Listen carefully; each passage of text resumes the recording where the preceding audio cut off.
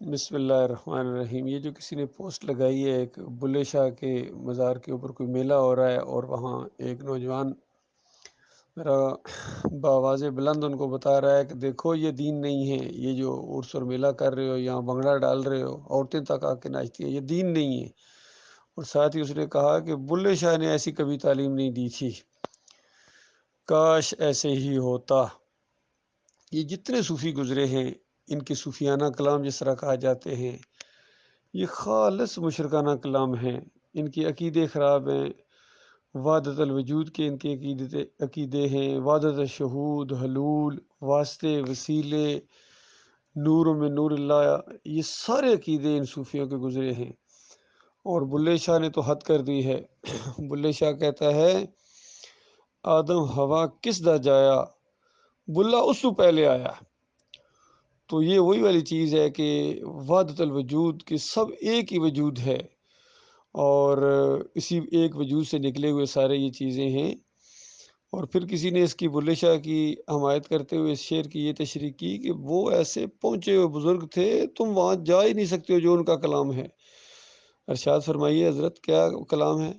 کہتے ہیں اصل میں بلے شاہ جو تھے یہ چونکہ سید ذات تھے، اور نبی علیہ السلام اوپر اہل بیت، اور اس طرح وہاں جا کے سلسلہ ان کو ملتا ہے۔ اور چونکہ نبی علیہ السلام سب سے پہلے بنائے گئے تھے، پہلے انسان تھے، یعنی آدم علیہ السلام بعد میں آئے۔ اللہ تعالیٰ نے سب سے پہلے وہ جو ایک ان کا مشرکانہ عقیدہ ہے کہ اپنے نور سے نور جدا کیا۔ اور پھر ایسی کہانی بھی کہتے ہیں کہ ایک دفعہ فاطمہ رضی اللہ تعالیٰ عنہ نے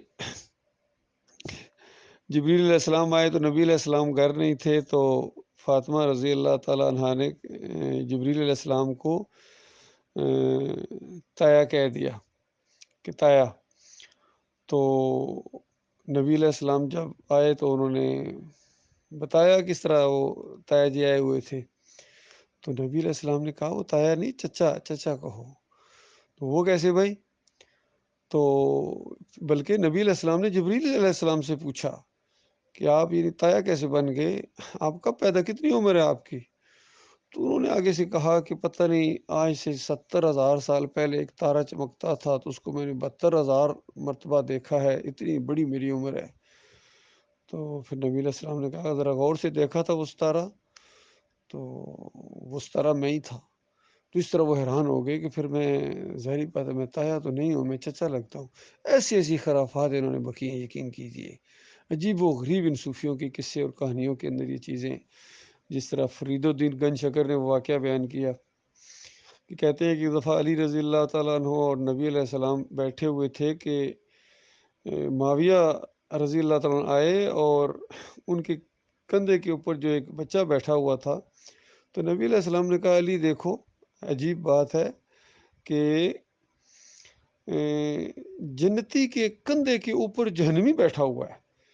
تو علی رضی اللہ عنہ نے کہا کہ یا رسول اللہ یہ آپ کیا کہہ رہے ہیں، یہ معاویہ ہیں، ان کے بیٹے ہیں؟ تو کہا ہاں بالکل یہ بات تو ہے، لیکن تمہیں نہیں معلوم کہ یہ جو بچہ ہے نا، یہ میری اور تیری اولاد کے ساتھ یعنی حسن حسین کے ساتھ کیا کرے گا۔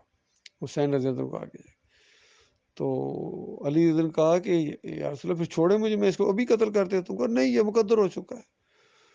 ایسی روایتوں کو یہ علی انجینئر بھی بیان کرتا ہے کہ وہ نبی علیہ السلام بوتل میں خون بند کر رہے تھے اور انگلی رکھ کے کہا کہ یہاں میرا بچہ دے گا۔ ایسی جھوٹی صوفیوں کی پھیلائی ہوئی باتیں ہر جگہ پھیلائی جا رہی ہیں، جھوٹے قصے۔ تو کہتے ہیں نبی علیہ السلام کا یہ مقدر ہو چکا ہے۔ تو پھر علی نے کہا کہ اچھا اس وقت آپ ہوں گے؟ کہ میں نہیں ہوں گا، میں ہوں گا، آپ بھی نہیں ہوں گی۔ تو میری زوجہ اور آپ کی اہلیہ فاطمہ ہوں گی؟ ان کا وہ بھی نہیں ہوں گی۔ تو علی رضی اللہ تعالیٰ عنہ نے بڑی پریشانی میں کہا کہ پھر میرے اولاد کے اوپر ماتم کون کرے گا؟ تو نبی علیہ السلام نے کہا کہ پوری امت کرے گی، یعنی آج جو پوری امت یہ ماتم کر رہی ہے، یہ رافضی گویا یہ واقعہ بالکل وہ سچ ثابت ہو گیا۔ اس طریقے سے فرید الدین گنج شکر نے اپنے ملفوظات کے اندر صرف اپنے ایک بغض کو سامنے لانے کے لیے اور شیعت اور رافضی کو پھیلانے کے لیے جو بچہ 25 ہجری میں عثمان رضی اللہ عنہ کے دور کے اندر پیدا ہو رہا اس کو نبی علیہ السلام کی زندگی میں لے آئے۔ تو یہ اصل میں ان کا ایک پروپیگنڈا ہے، زور ہے، اور عوام ہے انہی کو پوجتی ہے۔ عبد القادر جیلانی کے بارے میں دیکھیے کیسے کیسے عقیدے ہیں۔ حالانکہ عبید اللہ ابن یونس نے اس کی ہڈیاں اکھاڑ کے دجلہ میں پھینکوا دی تھی کہ اس نے اس طرح پیری مریدی کے ذریعے لوگوں کا مال لوٹا ہوا ہے۔ تو یہ عرس اور میلے آج جو ہو رہے ہیں، لاہور میں بھی سنا آج کل بہت بڑا کوئی میلہ علی جویری کی قبر کے اوپر ہو رہا ہے۔ حالانکہ کشف المحجوب کے اندر اتنے شرکیہ واقعات ہیں، اتنے شرکیہ واقعات ہیں، اور سب سے بڑی بات نبی علیہ السلام کے اوپر ایک تہمت بھی ہے۔ اتنا بڑا یہ گستاخ رسول گزرا ہے، یہ ظالم صوفی علی اجویری جس کو کہتے ہیں، اور قوم داتا صاحب بس سب لگے ہوئے ہیں۔ کوئی کمپلیکس بنوا رہا ہے، کمپلیکس بنوانے والا کس طرح دیکھیے ذلیل و خوار ہو رہا ہے، اور جس نے سونے کا دروازہ لگایا تھا اس کو پھانسی پر لٹکا دیا گیا۔ تو ان کے معبود ان کو نہیں پہنچتے ہیں، پھر بھی لگے ہوئے ہیں۔ ہر ایک کیپیٹل کے اندر کھوٹی کو کھری کرنے والا بیٹھا ہوا، اندازہ لگے بری بری امام بری، میری کھوٹی قسمت کرو کھری۔ وہاں بھی عرس اور میلے ہوتے ہیں، اور قرضے سے سنبھالے نہیں جا رہے ہیں، سونے کے دروازے لگا رہے ہیں لیکن قرضے ان کے اوپر ہے، IMF کے غلام ہیں، بکاری بنے ہوئے پوری دنیا کے اندر۔ یہ ذلت اور خواری جو ان کے ساتھ لگی ہوئی ہے، یہ اسی شرک کی وجہ سے ہے، عرس اور میلوں کی وجہ سے، ان گنبد پرستی کی وجہ سے ہے۔ یہ گنبد کے پرستار بن گئے، گنبد کے خلاف اگر بولو یہ شرک ہے تو اس کے بعد ان کو آگ لگ جاتی ہے۔ اچھا یہ کہہ دیا ہمارے نبی صلی اللہ علیہ وسلم، اور نبی علیہ السلام لعنت بھیجتے تھے گنبد بنانے والوں کے اوپر اور عرس اور میلے کرنے والوں کے اوپر، اور کہا کہ قبروں کو پکا مت کرنا، اس کے اوپر مزار نہ بنے، کوئی عمارت نہ بنے، اور اس پر مجاور بن کرنا بیٹھنا۔ ساری باتیں ہو گئی، اور پھر نبی علیہ السلام نے اللہ سے ایک دعا مانگی، یا اللہ میری قبر کو بت نہ بنانا کہ پوجی جائے، لیکن اللہ نے یہ دعا قبول نہیں کی، کیونکہ آزمائش کا معاملہ ہے۔ کتنے منافقین کے لیے نبی علیہ السلام نے جو دعا کی نہیں اللہ نے مانی، اور اس طرح کی کچھ دعائیں ہیں۔ اللہ کوئی پابند تھوڑا ہی کسی کا، ہاں دعا مانگنے والے کا اجر اللہ بڑھاتا ہے، دعا اللہ سے مانگنا یہ اللہ کی عبادت ہے، باقی وہ قبول کرے نہ کرے۔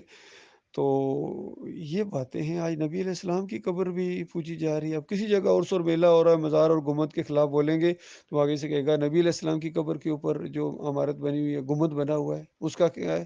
تو کیا کہو گے؟ حالانکہ 700 سال بعد بنا ہے۔ تو یہ ساری باتیں ان کے سامنے موجود ہیں، لیکن پھر بھی یہ بات ماننے کے لیے تیار نہیں ہے، پھر بھی یہ دمالے ڈال رہے ہیں، عرس اور میلے کر رہے ہیں۔ خالص ہندوؤں کا یہ طریقہ انہوں نے اختیار کر لیا۔ وہ اپنی مورتی کے سامنے جا کے جاتا ہے، بھجن گاتا ہے، یہ یہاں قوالی گاتے ہیں، وہ وہاں پھیرے لگاتا ہے، یہ یہاں طواف کرتے ہیں، وہ پرشاد بانٹتا ہے، یہ نیاز بانٹتے ہیں، وہ وہاں جا کے ماتھا ٹیکتا ہے اور کہتا ہے ڈنڈوت کی، مہاراج کی ڈنڈوت کی، اور یہ مسلمان ہے، یہ سجدہ تعظیمی جا کے کرتا ہے اور کہتا ہے کہ یہ سجدہ تعظیمی ہے، اور دلیل پکڑتے ہیں کہ دیکھو یوسف علیہ السلام کو سجدہ تعظیمی نہیں ہوا تھا، وہ ظالمو وہاں وہ سجدہ پورے خاندان نے اللہ کو کیا تھا، وَخَرُّوا لَهُ سُجَّدًا، لہو کی ضمیر اللہ کے لیے ہے۔ اور جن کے دماغ کے اندر شرک ہوتا ہے، عقیدہ خراب ہوتا ہے، وہ اس طرح تفسیر کرتے ہیں کہ یوسف علیہ السلام کو سجدہ ہوا۔ تو یہ سب کچھ جو کچھ ہو رہا ہے، صوفیوں نے یہ تصوف، وحدت الوجود اور حلول کے عقیدے پیش کیے، اور ان دوسرے مولویوں نے، علماء سو نے، جو حرام خور قسم کے مولوی تھے، انہوں نے حیات النبی فی القبر کا عقیدہ اور روح کی واپسی کا عقیدہ احمد بن حنبل کے ذریعے آیا، ابن تیمیہ، ابن قیم، ابن حجر اسقلانی، سب نے اس کو پروموٹ کیا آگے، اور آج سارے مسالک کی رگوں کا خون ہے یہ عقیدہ۔ تو اس وجہ سے یہ بربادی آئی ہے۔ اللہ تعالیٰ غور و فکر کرنے کی توفیق عطا فرمائے۔ ان موجودہ علماء میں سے کسی نے اس شرک کے خلاف آواز نہیں اٹھائی ہے۔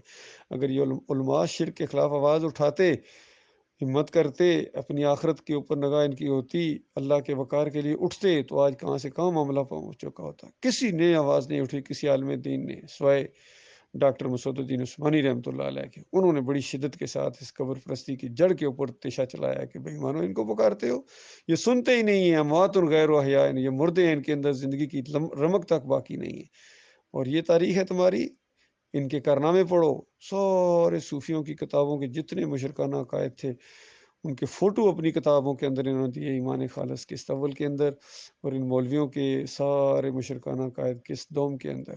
پھر یہ مزار اور یہ میلے کے اندر عرس اور میلے کو یہ تیا پانچا کر دیا اس اللہ کے بندے نے۔ پھر وفات النبی، وفات ختم الرسل کے نام سے کتاب لکھ کے ثابت کیا کہ نبی علیہ السلام وفات پا چکے ہیں، اور وہ جنت الفردوس میں زندہ ہیں، مدینے والی قبر میں نہیں۔ اسی طرح واسطے وسیلے کے شرک کے اوپر لکھی، اللہ کا گھر اور یہ درگاہیں لکھی۔ اس طرح شرک اور کفر کا کلا کما کر دیا اس اللہ کے بندے نے، لیکن شیطان کو یہ گوارا نہیں تھا۔ ان کی وفات کے بعد آگے جا کے پھر ان کے امیر کے اندر پھر دوبارہ شرک لے آیا محمد حنیف نے، پھر اس طریقے سے سجدہ تعظیمی کا شرک ایجاد کر کے پھر مجاہدوں کو مشرک بنا دیا۔ تو یہ ہوتا ہے، یہی اللہ کی مشیت ہے۔ 2 راستے اللہ تعالیٰ نے دکھا دیے ہیں، ایک حق کا راستہ، ایمان کا راستہ، توحید کا راستہ، جنت کا راستہ، نجات کا راستہ، اور دوسرا یہ جہنم کا راستہ ہے، صوفیوں کا راستہ، پیروں کا راستہ، مولویوں کا راستہ، قبر پرستی کا راستہ، عرس اور میلوں کا راستہ، جمہوریت کا راستہ، یہ سارا یہ تباہی کا راستہ ہے، یہ جہنم کا راستہ ہے۔ اب لوگوں کو اختیار ہے جس راستے پر چلنا چاہیے۔